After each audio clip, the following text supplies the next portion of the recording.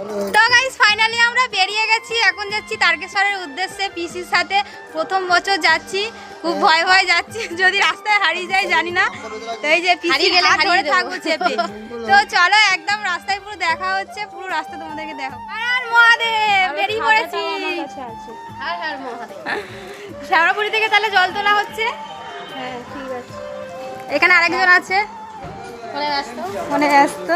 Hello everyone, তোমাদের ভালোবাসে তোমাদের জন্য আমি আবারও একটা ভিডিও নিয়ে চলে এলাম। আর এই ভিডিওটা ছিল শ্রাবণ মাসের দ্বিতীয় সোমবার, মানে আমি যাচ্ছিলাম তারকেশ্বরের উদ্দেশ্যে। প্রথমবার কিন্তু পিসির হাত ধরে আমি তারকেশ্বরে যাচ্ছি, আর খুব ভয় ভয় গিয়েছিলাম, যেহেতু ফার্স্ট টাইম যাচ্ছি পায়ে হেঁটে। তারকেশ্বর আমি একবার গাড়ি করে গিয়েছিলাম, তবুও অনেক বছর আগে।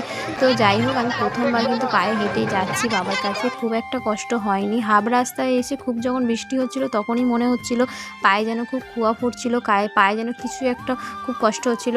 তো যাই হোক, খুব খুব ভালোভাবে কিন্তু আমি পৌঁছে গেছি বাবার কাছে। সেরকম খুব একটা কষ্ট হয়নি, বাবার নাম করে একদম সোজা কিন্তু আমি বাবার কাছে পৌঁছে গেছি।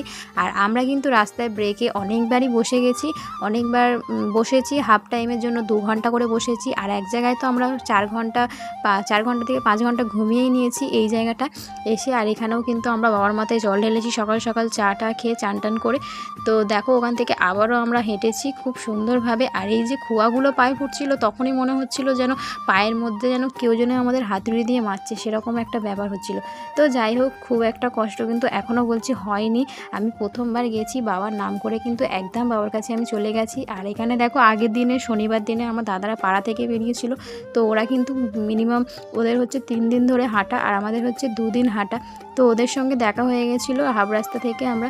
তো তারপরে বাবার মাথায় জল ঢেলে বাড়ি চলে এলাম। টাটা।